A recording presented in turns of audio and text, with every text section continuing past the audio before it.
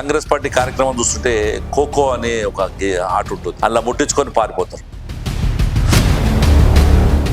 ఓడిపోయిన ఎమ్మెల్యేలు అందరూ కూడా ఎవరైతే పోటీదారులు ఉండనో వాళ్ళందరూ కూడా తమను తాము ఎమ్మెల్యే అనుకొని ప్రజల్లో తిరుగుతున్నారు. కందకుర్తి కట్టాల్సిన ప్రాజెక్టును తీసుకుపోయి శ్రీరామ్ సాగర్ కట్టి ఈ జిల్లాలకు సాగునీరు లేకుండా చేశారు. నేను గత 20-25 ఏళ్ళ నుంచి సుమారు 30 ఏళ్ళు అయింది రాజకీయాల్లో. ఎన్నో సందర్భాలు ఇవాళ నుంచి కాదు, లాస్ట్ నా స్టేట్మెంట్ అనేది చూసుకుంటారండి. రాజకీయంగా కూడా ఈరోజు ఒక్క దళిత నాయకుడిని కూడా జిల్లా స్థాయి నాయకుడు లేకుండా చేయడం జరిగింది. ఇలా సిన్నపల్లి దొరసాని గారు నిజామాబాద్లో గంజి ఓపెన్ చేస్తే ఇలా గంజి మీద 50,000 మంది బతుకున్నారు. నెలకు 20,000 నుంచి 50 లక్షలు సంపాదించే వ్యక్తి కూడా ఆ గంజిలో ఉన్నాడు. ముఖ్యమంత్రి మాటలు బాగా చెప్తాడు, ఎదుటోడు మాట్లాడుతుంటే అన్ని అడ్డమడ్డం మాట్లాడతాడు. ఇక్కడ గెలిచిన 2 ఎమ్మెల్యేలు కూడా పూర్తి నిర్లక్ష్యం వహిస్తున్నారు. ఒక ఆయనకి బాగా అనుభవం ఉంది, ఒక ఆయన కొత్తగా వచ్చిండు. ఇద్దరు కూడా డూడు బసవన్న లేకనే 3 సంవత్సరాల 10 నెలలు మీకు అవకాశం ఉంది. ఇప్పటికైనా ఈ జిల్లా మీద ఒక సమగ్రమైన ప్రాజెక్ట్ రిపోర్ట్ తయారు చేసుకోండి. గత సంవత్సరం కింద ఏర్పడ్డ కాంగ్రెస్ ప్రభుత్వం రేవంత్ రెడ్డి నాయకత్వంలో వాళ్ళు ప్రజలకు ఏదో అపోహలు, అసత్య ప్రచారాలు చేసి అధికారంలోకి వచ్చి గ్లోబల్ ప్రచారం చేసి, ఆ ప్రచారం భాగంగా ఎందుకంటే ప్రజలు ఆ రోజు టీఆర్ఎస్ మీద కేసీఆర్ మీద వ్యతిరేకత ఉండడం, ఆ వ్యతిరేకత ఉన్న సమయంలో 3-4 సంవత్సరాలు టీఆర్ఎస్ మీద పోరాడింది భారతీయ జనతా పార్టీ. టీఆర్ఎస్ యొక్క అవినీతి అక్రమాలను, వారి యొక్క వైఫల్యాలను ప్రజల దృష్టి తీసుకొచ్చింది భారతీయ జనతా పార్టీ. అన్ని రకాల భారతీయ జనతా పార్టీ గ్రామం నుంచి రాష్ట్ర స్థాయి వరకు పోరాడడం జరిగింది. కాంగ్రెస్ వాళ్ళందరూ కూడా కర్ణాటక ఎన్నికల కన్నా ముందు, ఫలితాల ఎన్నికల కన్నా ముందు ఇళ్లలో వండుకున్న వాళ్ళు కర్ణాటక ఎన్నికల రాష్ట్రంలో కాంగ్రెస్ గెలవగానే అక్కడ ఏవైతే వాగ్దానాలు ఇచ్చారో ఆ వాగ్దానాలు ఇచ్చే విధంగా ఇక్కడ కూడా వాగ్దానాలు ఇచ్చి గెలవచ్చు అని చెప్పి కొన్ని ఏజెన్సీలను పెట్టుకొని టీఆర్ఎస్ మీద ఉన్న వ్యతిరేకత ఓటును ప్రజల్లో ఉన్న ఆశ అనే దాని మీద ఆసరా తీసుకొని అసత్య అబద్ధపు హామీలు ఇచ్చి అధికారంలోకి వచ్చిన కాంగ్రెస్ పార్టీ 423-420 కన్నా ఎక్కువ ఆ ఎలక్షన్లో హామీలు ఇవ్వడం జరిగింది. ఇవాళ సంవత్సరం పూర్తయిన సందర్భంలో మనం ఒకసారి చూసుకుంటే అన్ని రంగాల వైఫల్యం. కాంగ్రెస్ పార్టీ కార్యక్రమం చూస్తుంటే ఖోఖో అనే ఒక ఆట ఉంటుంది, అలా ముట్టించుకొని పారిపోతారు. కాంగ్రెస్ పార్టీ కూడా ప్రజా సంక్షేమం మీద వచ్చేసి రైతు బంధు, రుణమాఫీ, లేకపోతే నిన్నటి వరకు రేషన్ కార్డులు లేదు, రైతు భరోసా అని, పక్కా ఇండ్లు అని చెప్పి వాళ్ళు చూస్తుంటే చాలా రుణమాఫీ విషయంలో రాష్ట్రంలో 70% కన్నా పై రైతులకు రుణమాఫీ కాలేదు. ఇవాళ నిన్న రేషన్ కార్డుల కొత్త రేషన్ కార్డులు ఇస్తున్నారు.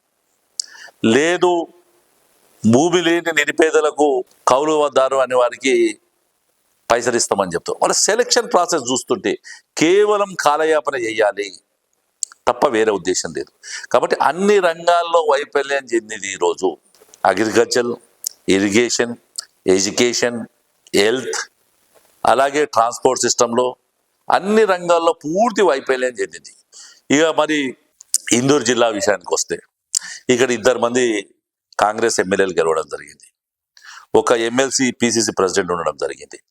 దగ్గర 5 చైర్మన్లు ఉన్నారు, కార్పొరేషన్ చైర్మన్స్.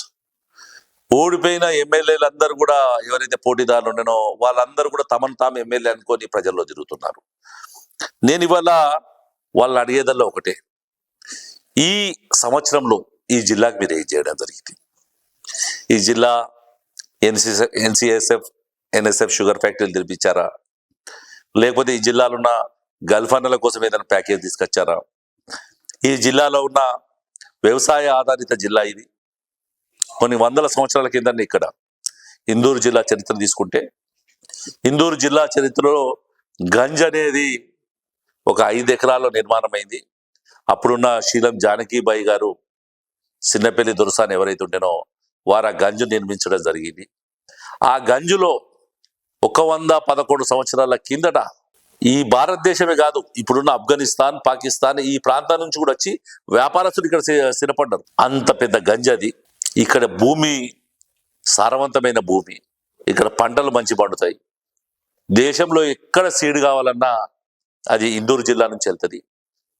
దేశంలో ఎక్కడ మంచి బెల్లం కావాలన్నా, లేకపోతే మంచి షుగర్, NSF షుగర్ ఒకప్పుడు పేరుండే, అది కావాలన్నా, లేదు మొక్కజొన్న కావాలన్నా, వరి బియ్యం, మీరు ఇప్పుడు చూస్తుండొచ్చు నిజామాబాదు బియ్యానికి ఎంత డిమాండ్ ఉంటుందంటే దేశ విదేశాల్లో కూడా ఈ బియ్యానికి డిమాండ్ ఉంటుంది. అంటే ఇక్కడ భూమికి ఉన్న గుణం అది. ఏ పంట వేసుకున్నా ఇలా పసుపులో జాతీయ స్థాయిలో మంచి పేరు తీసుకురావడం, అంటే ఇదంతా కూడా మన ప్రాంతానికి ఉన్న మంచి వేస్తుంది. కానీ దురదృష్టం, గత పాలకులు కావచ్చు, ఇప్పుడు పరిపాలిస్తున్న వాళ్ళు కావచ్చు, ఈ రాష్ట్రం మీద, మన ముఖ్యంగా ఈ ప్రాంతం మీద, ఇందూరు జిల్లా మీద తీవ్రమైన నిర్లక్ష్యం గురి చేయడం జరిగింది. దానివల్ల ఇవాళ సుమారు 2 లక్షల మంది గల్ఫ్ బాట బట్టి గల్ఫ్లో ఉండడం జరిగింది ఇవాళ. అంటే ఇవాళ మనకు గుర్తుంచుకోవాల్సిన అవసరం ఏంటంటే, గల్ఫ్కి వెళ్ళి ఒక వ్యక్తి ఉపాధి కోసం గల్ఫ్కి వెళ్తే కేవలం అతను ఒక్కడితోనే ప్రభావితం కాదు. అతనికి తల్లిదండ్రులు దూరం ఉంటాడు, తోడబుట్టినతో దూరం ఉంటాడు, కట్టుకున్న భార్యతో దూరం ఉంటాడు, ఆమె ఏదో వర్ణించరైతం. పిల్లలు తండ్రి దగ్గర ఉంటే క్రమశిక్షణతో పెరగాల్సిన పిల్లలు, భయం భక్తితో పెరగాల్సిన పిల్లలు, వాళ్ళు కూడా తండ్రి దూరం ఉండడం వల్ల తండ్రి ప్రేమను కోల్పోతారు. ఇన్ని జీవితాలు ఒక వ్యక్తితోని దగ్గర ఇంకో 10 మంది ప్రభావితం చేసి, అంటే 2 లక్షల మంది. అంటే ఈ రోజు జిల్లాలో యావరేజ్ తీసుకున్నా కానీ ఇంకొక 10-15 లక్షల మంది జీవితాన్ని ప్రభావితం చేసింది ఈ గల్ఫ్ అనేది. ఇలా చాలా బాధాకర విషయం. ఎంతో మంది ఇక్కడ నుంచి అరుగురు రాజారాం గారు కావచ్చు, డి శ్రీనివాస్ గారు కావచ్చు, డి సత్యనారాయణ గారు కావచ్చు, మండ వెంకటేశ్వరరావు గారు కావచ్చు, పోచారం శ్రీనివాస్ రెడ్డి, సురేష్ రెడ్డి, షబ్బీర్ అలీ, నేరేళ్ళ ఆంజనేయులు గారు, అంతకుముందు బాలాగౌడ్ గారు, మన గంగారెడ్డి గారు, ఎగ్దేవార్ గారు, ఇలా చాలా మంది రాజకీయ నాయకులు ఈ జిల్లా నుంచి పెద్ద స్థాయిలోకి వెళ్ళడం జరిగింది. ఇప్పుడు చూసుకున్న ఈ టర్మ్లో కూడా చూసుకున్నా, ఇప్పుడు బీజేపీ నుంచి అరవింద్ గారు ఉన్నారు, అలాగే కాంగ్రెస్ నుంచి PCC ప్రెసిడెంట్ ఉన్నాడు. ఈ జిల్లా రాజకీయ చైతన్యం గల జిల్లా. కానీ జిల్లా వరకు వచ్చేటోళ్ళకే శ్రీరామ్ సాగర్ ప్రాజెక్ట్ ఏమో, కందకుర్తి కట్టాల్సిన ప్రాజెక్టును తీసుకుపోయి శ్రీరామ్ సాగర్ కట్టి ఈ జిల్లాలకు సాగునీరు లేకుండా చేసారు. నిజాం సాగర్ కు రావాల్సిన నీరు మీద మంజీరా కట్టి హైదరాబాద్ కు తాగునీరు అని చెప్పి మంజీరా కట్టేసి ఇవాళ నిజాం సాగర్ కిందంతా కూడా ఎండిపోయే పరిస్థితి తీసుకొచ్చారు. జిల్లాలో ఒక్క ఇండస్ట్రీ లేదు. రైల్వేలు ఇవాళ కాదు ఎన్నో జిమాల కింద ఉన్నాయి. రోడ్స్ నేషనల్ సౌత్ నార్త్ కు అనుసంధానమైన జిల్లా ఇది. పక్కన మహారాష్ట్ర తగులుతుంది, పక్కన కర్ణాటక తగులుతుంది, పక్కన మధ్యప్రదేశ్ తగులుతుంది, ఛత్తీస్గఢ్ తగులుతుంది, పక్కన ఆంధ్రప్రదేశ్ తగులుతుంది. ఇన్ని రాష్ట్రాలు కలిసి ఉన్న ఈ జిల్లాకు ఇవాళ ఎలాంటి ఒక చిన్న ఇండస్ట్రీ లేదు. అంటే కేవలం మనను పరిపాలించిన పరిపాలకుల నిర్లక్ష్యం. ఇవాళ ఇంకో దురదృష్టకర విషయం, 2 లక్షల మంది అక్కడ ఉన్నారు, సుమారు 1 లక్ష మంది అమెరికా కానీ యూరోప్ కంట్రీస్ లో పిల్లలు చదువుకొని అక్కడ ఉద్యోగాల్లో సెటిల్ చేసుకుంటూ ఫ్యామిలీతో సెటిల్ అయిన 1 లక్ష మంది. అంటే 3 లక్షల కుటుంబాలు ఉన్నాయి ఇక్కడ. ఎయిర్పోర్ట్ విషయంలో వస్తే 50,000 మంది లేని ఖమ్మం జిల్లాలో పెడతామంటారు. ఆ జిల్లాలో విదేశాల్లో ఉన్న నాగరికులు ఎంతమంది రాని తీసుకుంటే వేరే దగ్గర పెడతామని చెప్తారు. ముఖ్యమంత్రి మాటల సందర్భం కూడా జగరాన్పల్లి ఎయిర్పోర్ట్ గురించి తీయడు. సాగునీరు విషయంలో నిర్లక్ష్యమే. ప్యాకేజ్ 20-21 అని చెప్పి ప్రాణహిత చావల కింద పెట్టారు. అప్పుడు అది నిర్లక్ష్యం గురవుతుంది. 1,00,000 ఎకరాలకు సాగునీరు ఇస్తామని చెప్పారు. నిజామాబాద్ రూరల్ నియోజకవర్గంలో 1,00,000 ఎకరాల ఆర్మూర్ బాల్కొండలో సాగునీరు ఇస్తామని చెప్పారు. గోదావరి బ్యాక్ వాటర్ తోని లేదు, SRSP లో నుంచి తీసుకొచ్చి ఇస్తామన్నారు. ఇప్పటి వరకు దాని పనులు నత్తనారికలా నడుస్తున్నాయి. సాగునీరు విషయంలో ఇది. దాంతోపాటు వ్యవసాయ ఆధారిత పరిశ్రమలు వస్తే ఈ ప్రాంతం బాగుపడుతుందని చెప్పి ఎన్నో సందర్భాల్లో, నేను గత 20-25 ఏళ్ళ నుంచి సుమారు 30 ఏళ్ళు అయింది రాజకీయాలు ఉండి, ఎన్నో సందర్భాల్లో, ఇవాళ నుంచి కాదు, లాస్ట్ నా స్టేట్మెంట్ అంటే చూసుకుంటారండి, 30 ఏళ్ళ నుంచి మనం కోరేది ఒకటే, ఈ ప్రాంతంలో వ్యవసాయ ఆధారిత పరిశ్రమలు వస్తే ఈ ప్రాంతం బాగుపడుతుంది. ఇవాళ మేజ్ మీద ఎన్నో ఇండస్ట్రీస్ వస్తున్నాయి, షుగర్ కేన్ మీద ఎన్నో ఇండస్ట్రీస్ వస్తున్నాయి, వాల్యూ యాడెడ్ ప్రొడక్ట్స్ వస్తున్నాయి. దాని మీద ఒక షుగర్ కేను, బెల్లము, షుగరే కాకుండా ఇలా స్పిరిట్ 100% ఇంపోర్ట్ అవుతుంది. చాలా రకాలుగా ఇథనాల్ వస్తుంది, మొలసిస్ వస్తుంది, ఇంకెన్నో రకాలు ఉన్నాయి. కానీ కేవలం మనం ఎన్నుకున్న రాజకీయ నాయకుల నిర్లక్ష్యం వల్లనే ఈ ప్రాంతం ఇది అవుతుంది. కాబట్టి నేను కాంగ్రెస్ ప్రభుత్వం ఇంకో 4 సంవత్సరాలు, మీకు ఆల్మోస్ట్ 2 నెలలు అయిపోయింది, 4 సంవత్సరాల 3 సంవత్సరాల 10 నెలలు మీకు అవకాశం ఉంది. ఇప్పటికైనా ఈ జిల్లా మీద ఒక సమగ్రమైన ప్రాజెక్ట్ రిపోర్ట్ తయారు చేసుకోండి. ఈ జిల్లాను ఏ రకంగా అభివృద్ధి చేస్తాము, ఈ జిల్లాలో ఉన్న 2 లక్షల మంది గర్ల్ ఫ్రెండ్లకు ఏం చేద్దాము, 250 తాండాస్ ఉంటాయి, సుమారు 1,50,000 మంది పాపులేషన్ ఉంటారు. ఎన్నో సంవత్సరాల నుంచి నేను ఒక 20 ఏళ్ళ నుంచి పోరాడుతున్నా ఐటీడీఏ ప్రాజెక్ట్ ఆఫీస్ ఇక్కడ తేవాలని చెప్పి. దాని మీద లేదు. దళితుల విషయంలో ఈ జిల్లాలో ఆర్థికంగా, సామాజికంగా, సాంస్కృతిక పరంగా, అలాగే రాజకీయంగా కూడా ఈరోజు ఒక్క దళిత నాయకుడిని కూడా జిల్లా స్థాయి నాయకుడు లేకుండా చేయడం జరిగింది. కేవలం పెద్ద లీడర్గా చెప్తా కొంతమంది, మిగతా వాళ్ళందరినీ ఇది చేయడం. ఎక్కడన్నా ఒక దళిత ఎమ్మెల్యే, చదువుకున్న అమ్మాయిలు కూడా ఎమ్మెల్యేలు అయ్యారు, దళిత ఎమ్మెల్యేలు. కానీ దురదృష్టం ఏంటంటే వాళ్ళకి నాయకత్వ లక్షణాలు ఇవ్వకపోవడం, నాయకత్వాన్ని వాళ్ళకి అప్పచెప్పకపోవడం, షాడో రాజకీయాలు చేయడం. గిరిజనులు అదే పరిస్థితి. కాబట్టి కాంగ్రెస్ ప్రభుత్వం ఈ యొక్క 1 సంవత్సర పరిపాలన పూర్తిగా వైఫల్యం చెందిందని తెలియజేసుకుంటూ, నాయకుడు అనేవాడు సమాజాన్ని ముందుకు నడిపియాలి. నాయకుడు అనేది నేను నిన్న నాగ్పూర్ నుంచి కుంభమేళ పోయి రిటర్న్ వస్తున్న సందర్భంలో చూశాను. ఒక్కొక్క రోడ్డు, ఒక్కొక్క బ్రిడ్జ్ చూస్తుంటే బాంబేకి, చంద్రాపూర్కు, అటు జగదల్పూర్కు, వాడికి ఒక్క నాగ్పూర్ సిటీ నుంచే 20 దాకా హైవేస్కు టచ్ చేసే రోడ్స్ వేయడం జరిగింది. రైల్వే జంక్షన్స్, ఆ ప్రాంత నాయకుల యొక్క షిరిడికి, అమరావతికి, ఆ ప్రాంత నాయకుల యొక్క కాంక్ష చూస్తుంటే నాకు నిజంగా కూడా ఆశ్చర్యం అనిపించింది. మన ప్రాంత నాయకులు ఉన్నారు, ఇవాళ ఈ జిల్లాకు మంత్రి పదవి కూడా లేదు. ఎవరికైనా నాయకుడు పలానోడు అని చెప్దామంటే, అంటే మన జిల్లాలు ఎన్ని రకాలుగా అనదొక్కుతుందో మీరు ఒక్కసారి ఆలోచించుకోవాల్సిన అవసరం ఉంది. ఇవాళ ఈ ప్రాంతం బాగుపడాలంటే యువతకు ఉపాధి కావాలి. కొన్ని వేల లక్షల మంది ప్రతి సంవత్సరం గ్రాడ్యుయేట్స్గా, మిగతా టెక్నికల్ దాంట్లో పాస్ అవుట్ అయి బయటకు వస్తున్నారు. ఉపాధి లేదు. మళ్ళీ ఏం చేస్తుడు? పాస్పోర్ట్ తీసుకోవడం, దుబాయ్ పోవడం. నేను ఇవాళ మరొకసారి చెప్తున్నాను, దుబాయ్ పోవడం అంటే మామూలు విషయం కాదు.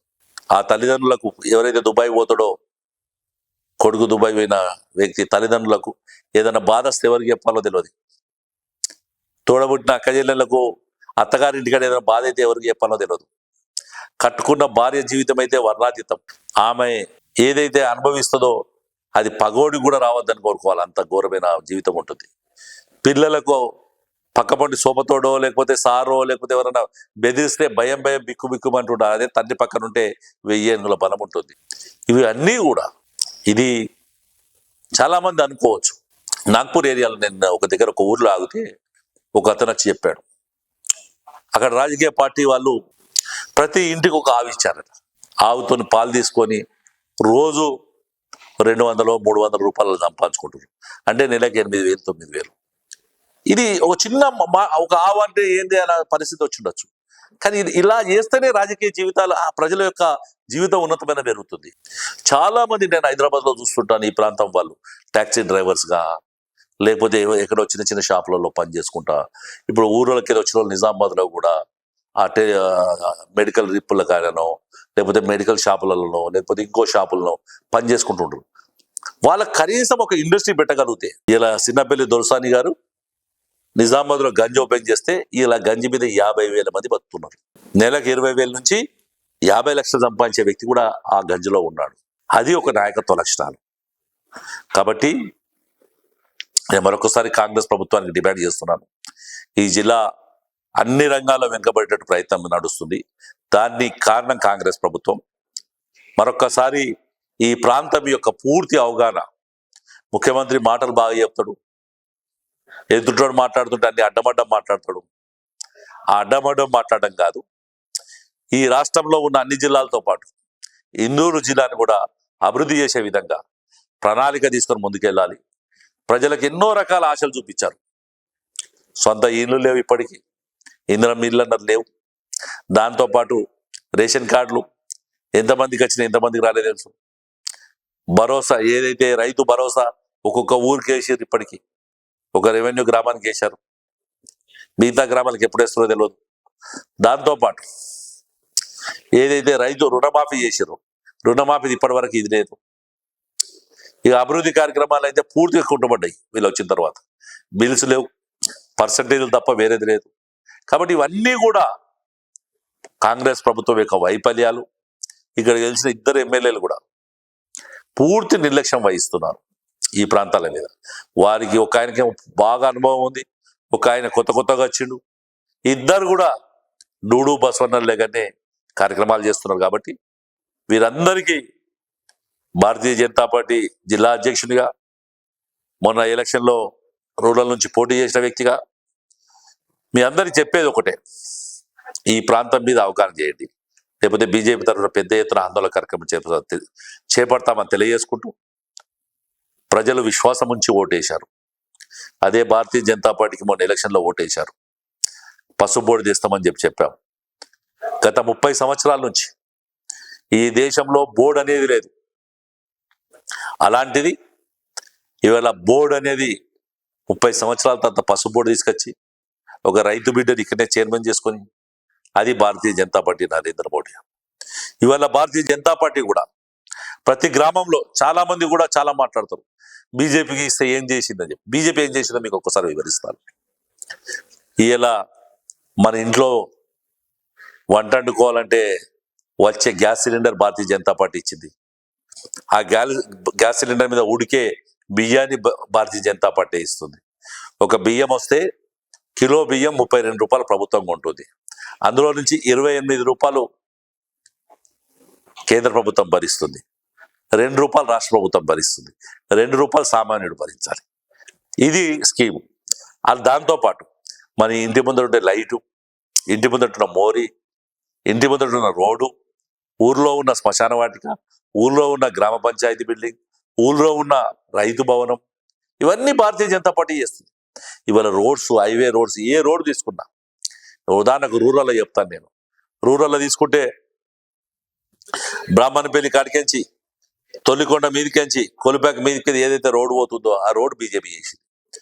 అలాగే మునిపల్లి గాంధీనగర్ ఓటర్ కాలనీ దగ్గర నుంచి అరుగుల దాకా రోడ్డు భారతీయ జనతా పార్టీ చేసింది. అలాగే పడకల్ తాండా నుంచి చింతలూరు మీద దాకా ఏదైతే పడకలు కలిగోటు మీదకి అటు పోతుందో అది భారతీయ జనతా పార్టీ చేసింది. అలాగే సికింద్రాపూర్ పక్కన గాంధీనగర్ ఉందో, గాంధీనగర్ నుంచి మాణిక్బండర్ దాకా భారతీయ జనతా పార్టీ చేసింది. ఇవాళ highway Dichpalli main road Bharatiya Janata party చేసింది.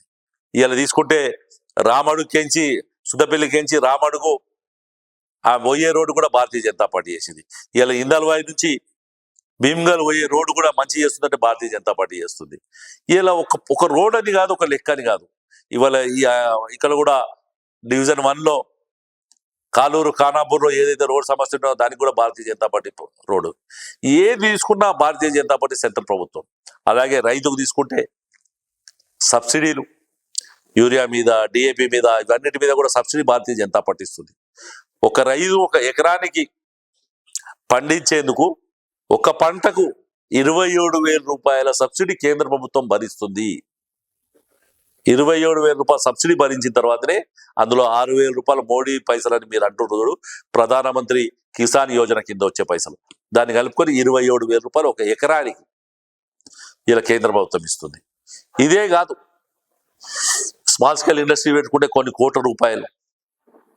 ఇలా రైల్వే, నిజామాబాద్ రైల్వే స్టేషన్, నిజామాబాద్లో ఎన్నో సంవత్సరాల నుంచి మాధవనగర్ ఫ్లైఓవర్, మామిడిపల్లి ఫ్లైఓవర్, అడవి మామిడిపల్లి ఫ్లైఓవర్, అర్సపల్లి ఫ్లైఓవర్, అలాగే నేషనల్ హైవేస్ మీద కొన్ని కోట్ల రూపాయలు, కేంద్రీయ విద్యాలయాలు, నవోదయాలు, బోధన్ కేంద్రీయ విద్యాలయం, నిజామాబాద్ కేంద్రీయ విద్యాలయం పూర్తయింది, బోధన్లో కూడా కాబోతుంది. అలాగే ఒక నవోదయం. ఇలా ఎన్ని తీసుకున్నా కానీ కేంద్ర ప్రభుత్వం అన్ని రంగాల్లో ఈ జిల్లాకు సపోర్ట్ ఇవ్వడం జరుగుతుంది. కాబట్టి ఒక దిక్కు మాట ఇచ్చి నిలబడే భారతీయ జనతా పార్టీ, రెండో దిక్కు కేవలం అధికారం కోసమే అబద్ధాలు చెప్పే కాంగ్రెస్ టీఆర్ఎస్ ప్రభుత్వాలు ఉన్నాయి కాబట్టి మరొక్కసారి ఈ యూట్యూబ్ ఛానల్ కింద మీ అందరికీ చూసే ప్రేక్షకులందరికీ కూడా తెలియజేసుకుంటున్నాను, మంచి చెడు గుర్తుంచుకోండి. అబద్ధాలతోనే అధికారంలోకి వచ్చిన కాంగ్రెస్ పార్టీకి బుద్ధి చెప్పే రోజు వచ్చింది. రేపు రాబోయే స్థానిక సంస్థల ఎన్నికల్లో నీతి నిజాయితీతో ఉండే కాషాయ కండువ కప్పుకున్న భారతీయ జనతా పార్టీ నాయకులను వార్డు మెంబర్లుగా, ఉప సర్పంచులుగా, సర్పంచులుగా, ఎంపీటీసీలుగా, మండల పరిషత్ అధ్యక్షులుగా, ఉపాధ్యక్షులుగా, జిల్లా పరిషత్ చైర్మన్లుగా, జిల్లా పరిషత్ సభ్యులుగా, కార్పొరేటర్లుగా, కౌన్సిలర్లుగా, మేయర్లుగా, చైర్మన్లుగా గెలిపియాలని కోరుకుంటూ మీ అందరి దగ్గర, ఎందుకంటే కుంభ మేళా జరుగుతున్న సందర్భాల్లో పెద్ద ఎత్తున అందరం కూడా వెళ్ళి హిందూ సనాతన ధర్మ పరిరక్షణలో ముందుకుంటున్నాం కాబట్టి మీ అందరికీ మరొకసారి ఆ కుంభ మేళా సందర్భ శుభాకాంక్షలు తెలియజేసుకుంటూ ఈ నా యొక్క అవకాశం ఇచ్చిన యూట్యూబ్ ఛానల్ వారికి కూడా ఉదయపూర్వక ధన్యవాదాలు.